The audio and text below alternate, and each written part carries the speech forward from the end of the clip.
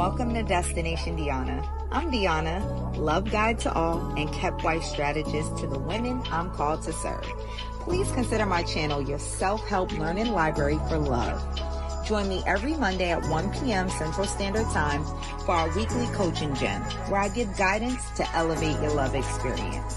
And on Wednesdays at 1 p.m., tune in for Sounds About Wife, where I give my unique wife perspective and prepare professional women like you to become kept wives. So hit that subscribe button and let's start this love journey together. See you soon, my loves.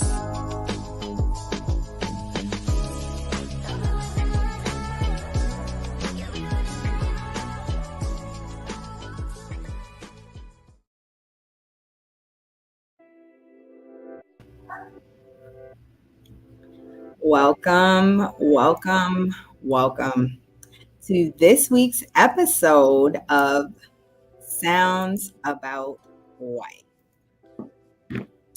Ooh, I love my Kepties that are already in the chat. Let me say hello. Hey, Alice. And there's my honey. Thank you so much, baby. Thank you for grounding me and getting me right back where I need to be. Thank you so much. I'm so blessed. So, great topic for today. You know what? Today's topic: provided for versus kept. And the difference that every wife should know. Listen, I know there's a lot of conversation, going on about what's a provider, what does that mean, all of the things. I know that that's happening. So who better to really have this conversation than the kept wife strategist? Okay. So welcome to all my Kepties. Let's get started with my treasure, right? And my treasure is a gift that I give to you. It is my personal experience. For those who may be new, I'm Deanna, the kept wife strategist. Let me see, will my name come up? Yes. I'm Deanna, the kept wife strategist. Love guide to all, but kept wife strategist to the aspiring Kepties out there, right? So, my treasure. I shared a little bit about this on my Facebook page, but I thought this would be the perfect kind of tidbit to share about this topic. So, I mean, if you follow me for any amount of time, you're going to hear me talk about some money. I talk about money, finances, providing a lot. And I do it unapologetically. And this is not my way of saying I'm going to stop, because I'm not, right? I always will. Money is not everything, but I will tell you that money gives you a lot of options. And let me tell you that when money isn't the issue, you can actually deal with the real issues. And a lot of things in marriage, they are just more difficult to deal with when you have financial issues. That's why I lead with that, right? But I also want to clarify, right, that you don't need to be rich in order to be considered a provider or a keeper, right? And for my ladies, that means you don't need to attract a rich man in order to be a kept wife. Let me be very clear about that. So let me tell y'all a little secret. It was definitely not the amount of money that my husband had that hooked me. Yes, I knew he was a high earner. But it was actually what he said he would do if he lost his job that got me. And people were asking me, like, well, what did he say? And I said, well, you got to tune in to Sounds About Wife to hear it, right? Alice said, "Hey, Will." So I'm going to share what he actually said. Um, because what he said showed me that he, for one, already thought about it. And it showed me that he was prepared for it. And it showed me that I could trust him. Right. So for those of you that are here, because you want to know exactly what he said, this is what he said. He said, well, first of all, if I was to lose my job right now, I could sustain our lifestyle as is, no changes, for at least 10 years. I was like, no changes? Like, I could still go shopping. We could still go on our trips. I could still not work. Like, I'm running down the things. And he's like, no changes. The lifestyle we have right now, I could sustain that without working at all for 10 years at least. I was like, whew, okay. He had my ear, right? Then he said, secondly, I have a unique set of skills that puts me in high demand. So it's never hard for me to find work. And I have also cultivated amazing relationships. So I could easily get a recommendation from a number of influential people. Listen, I'm getting excited reliving this moment. Okay. I was like, oh, this man is prepared. This man has thought about the future, thought of like he's not resting on his job or career. He's resting on who he is as a man and how he carries himself, how he thinks, how he has set up his life. Oh, he's a keeper, right? He had me at sustain our lifestyle for 10 years. But seriously, I cared about his mindset. I cared about um, a man's role as a provider, and he clearly aligned with that, right? And his ability to provide, not whether or not he was rich. So let that be the foundation for the lesson for today, right? But he took it further than there because provision is not just about the finances and the money. When we're talking about keepers, we're talking about being kept. You are also provided for emotionally. And he reassured me that if anything were to happen or to change, the answer would never be for me to go get the job. It would never be for me to go work it out and figure it out. It would always be for me to love and support him while he figured it out. Oh, he's a keeper. He is a keeper. And this is the moment in my journey where I realized the difference between simply being provided for and truly being kept. Okay. This is when I noticed that financial security wasn't enough if emotional or spiritual support was lacking, right?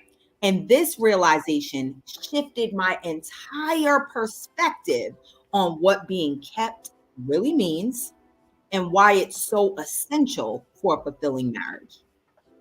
I see comments. Yep, he's a keeper. Okay, that's biblical. Absolutely. Thus, why the foundation of God and the Bible is so important. Oh, yes. The lessons today are so good. Yes, they are. So, why does this lesson matter? Right? Why does this lesson matter to you? This lesson is important. Let me take that off the screen. This lesson is important because many women assume that a man who provides financially is fulfilling his role entirely. We're past that. True partnership goes beyond just the finances. It's about being supported mentally, emotionally, spiritually, and financially, right? Creating a balanced and equal partnership. Okay, so now let's get into today's treasure. Oh, but before that, I have to mention My keeper sponsor for this episode is Love Coverage, more specifically, the CFO of Love Coverage. It's a full service coaching company owned and operated by the Washingtons. You can text 214-434-7897 to schedule your relationship diagnostic checkup, right? Cover your love. It's your biggest investment. Now, for today's treasure, right? This is the core lesson, why it matters. I'm going to break it down by first talking about like provision, being provided for, right? So, being provided for, a man who provides for his wife financially, but may not engage deeply in emotional, mental, or spiritual aspects of the relationship. So, he could still be considered a provider, right? He's providing financially. Now, I'm going to give you some scriptures and also some statistics to support this, right? In 1 Timothy 5:8, but if anyone does not provide for his relatives, and especially for members of his household, he has denied the faith and is worse than an unbeliever. So this clearly focuses on the importance of financial provision, but it's only part of the picture, but it applies when you're being provided for. Now, the statistical reference is research by the Pew Research Center found that 71% of women say a satisfying relationship needs both emotional and financial support, not just one. So that's actually making the case for a keeper, but here we go. So let's talk about being kept. We know provided for, that's kind of one dimensional. That could just be the finances. For some people, that could be okay, not for my kepties. So being kept, in contrast, being kept means you are supported in every area of your life. So that means emotionally, mentally, spiritually, physically, and financially, right? And another big difference is your husband sees you as an equal partner. Most of the time, in a typical scenario where there is provision, this is where a lot of women have mentioned their fears about being controlled by money, about not having a say, losing their voice. That's what can happen when you just have a provider.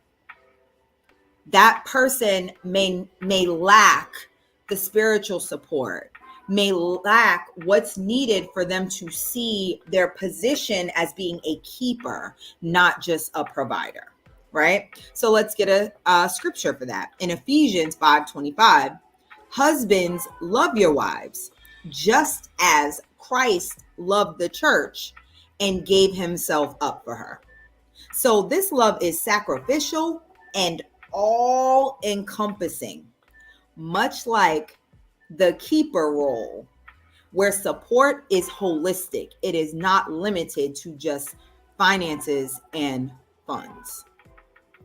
Now, for statistical reference, a 2017 study from the Journal of Marriage and Family found that marriages where emotional, mental, and spiritual needs were equally prioritized saw a 60% increase in satisfaction and longevity. So this is my case for Keptivity. Provision is that's like ground floor. That's ground floor. Yes, it's going to help.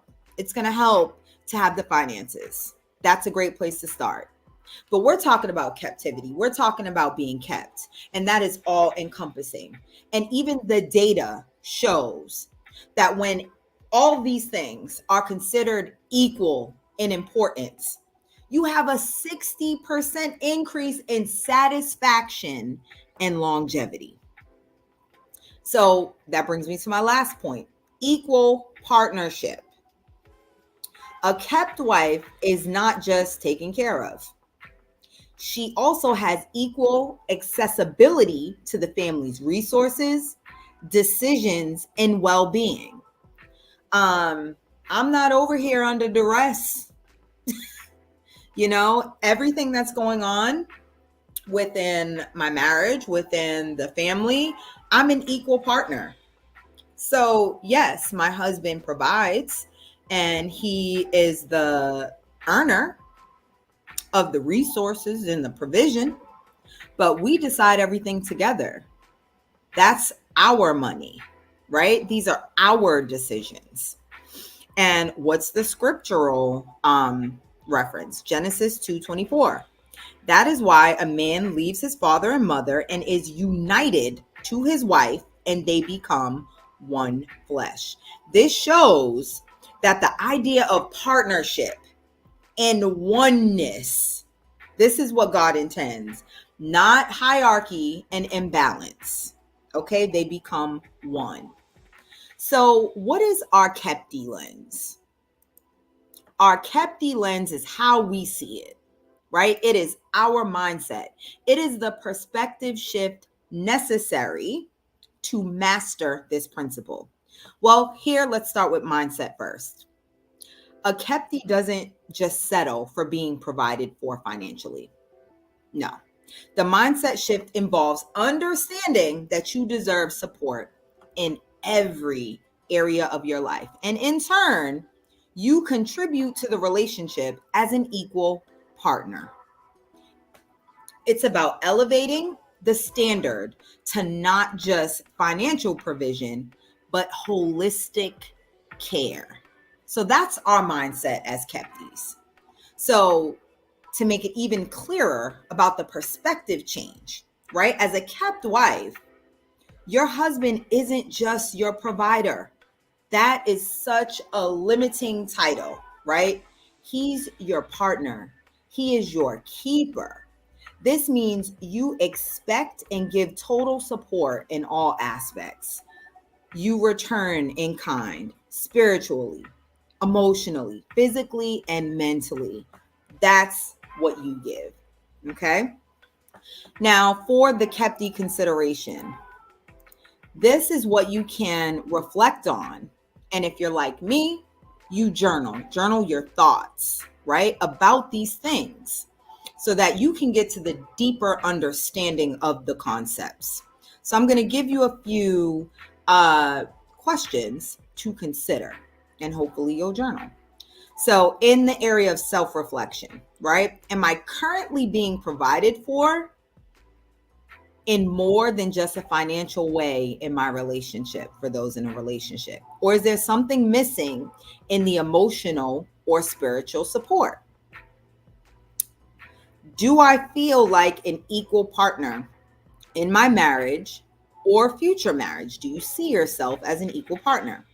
Or am I settling for less involvement in decisions and shared responsibility for finances? Am I clear on what it means to be a kept wife?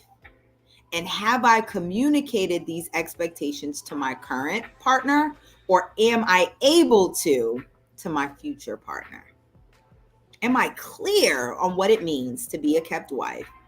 And am I able to communicate them effectively?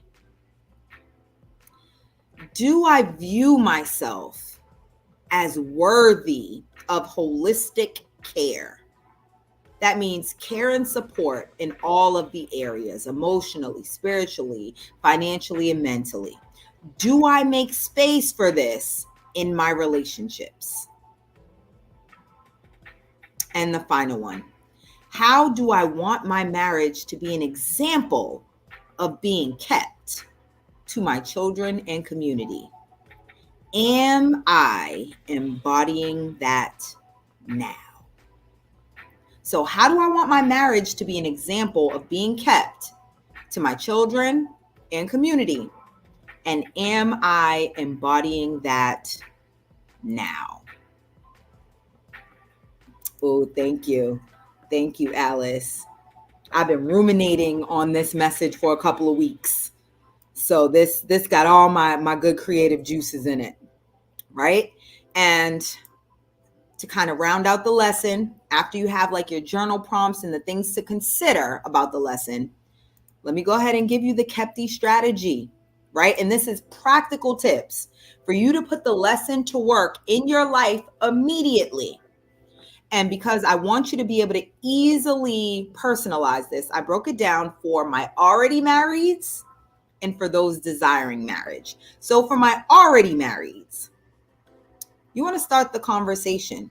Okay, open up a dialogue with your spouse about how he can better support you in all of the areas. So emotionally, spiritually, mentally, not just financially.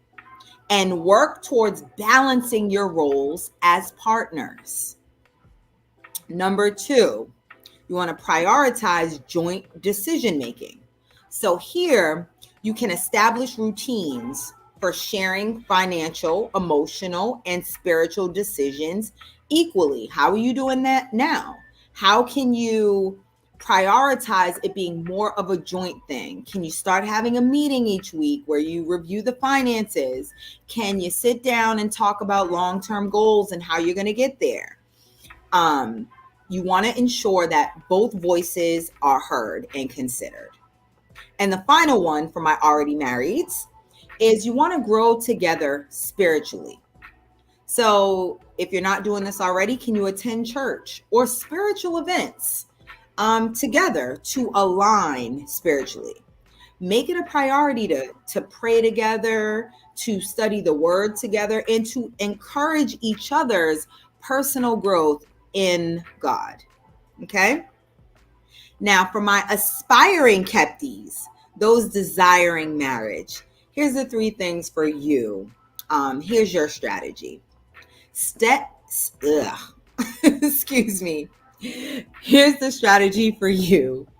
Set the standard early. Don't settle for someone who only provides financially. You want to look for someone who values holistic partnership and aligns with your vision of being kept. And you know that this is what I teach. So my clients are well versed in alignment. That is what we look for. We don't look for compatibility. We look for alignment. Okay? And number 2, yes, why it matters. Clarity is awesome. Absolutely. Number 2 is self-preparation.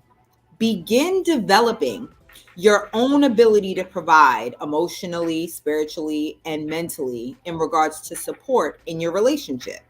So by you practicing this prepares you to be an equal partner, ready to give and receive in future marriage. And ladies, don't even get started on thinking that giving means you give what he gives. Nope. Come back next week and we will talk about the kept wife currency. Okay. Number 3, you want to build a foundation on faith. God needs to be at the center. Marriage is too important. It involves too much in order to try to do it without God. I tried it. Trust me, it is that's the best. And this is not a dig at my ex or anything like that. It is just that marriage is not intended to be something separate of God. God should be in the middle of it, right? So you want to invest time in growing your relationship with God now. The stronger your spiritual foundation, the more prepared you'll be to build a kept relationship centered around God's principles. All right, so that's your Kepty strategy, and I'm going to open it up for us to have a little Kepty chat, right? Here's where you can put your comments, leave your questions. Let me know, do you have any questions about the differences between being provided for versus being kept? Do you have any scenarios? How can I help? This is your chance. And while I give you all a moment, let me just highlight my Kepty tea. A little Kepty told me that Queen Kepty, Goddess Kepty, Diana, the kept wife strategist, has a birthday next week. And to celebrate her birthday, she's thinking about releasing these teas. Exclusively, though. It ain't for everybody. The Kepti life is not for everybody. But I'm thinking maybe 17. My birthday is September 17th. Maybe I'll allow 17 people to purchase a shirt.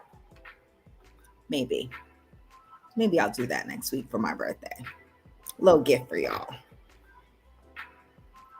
Any questions? I don't see any. And you know how I feel when I don't see no questions. I'd be like, ooh, I taught that thing. I taught that thing.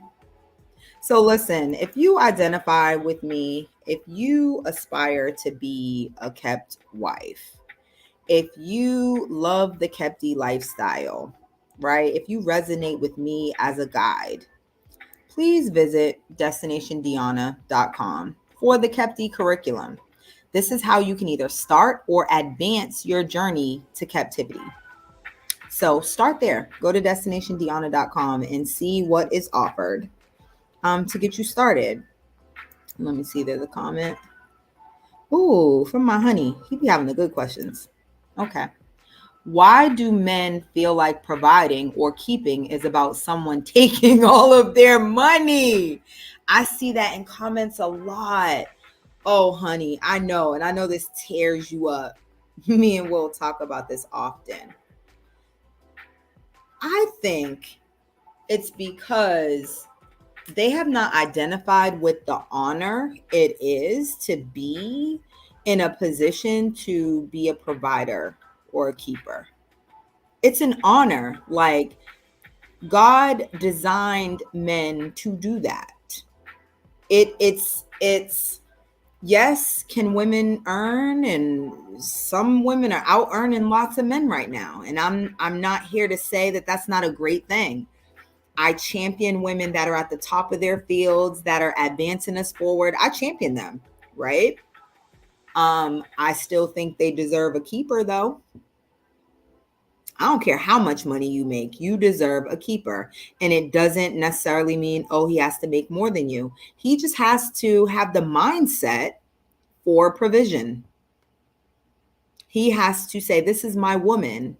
I provide for her. She doesn't ever have to worry about a roof over her head, eating and having clothing and the basic needs. I provide all of that for her. Now, if you all have the agreement, extras come from her career or whatever, that's fine. Get it how you live. But how could providing or keeping someone ever take all of your money? For one, I believe God's going to honor that and always give you more to give. Right? That's biblical, right? The more you give, the more you're going to have to give. So I believe God honors that. Like, look at my husband. He's constantly being elevated and given more resources. Why? He honors his wife and takes very good care of her. So God is like, let me give him more. He's taking good care of his wife. Let me bless him more. So it's my prayer that men would identify with the blessing and being in that position to be a provider, to be a keeper, and to know that the resources are infinite, right? God is infinite abundance. Money don't run out. It's never going to run out. So you providing for your wife and your family could never deplete God's resources, right? All right. Well, listen, it's about that time, right? And I don't see any further questions coming in on the chat. So I am going to just close it out here, right? We know that kept wives are prepared women, and prepared women have strategy. And if you want the winning strategy, you come to the Kept Wife Strategist. I will see you all next week. Same time, Wednesday, 1 p.m. Central Standard Time. Or you can check me out on Mondays as well when I do my weekly coaching gym, which is for everybody. Wednesdays is for my wives. Monday is for the masses. All right. So I love you all. Keep it kept.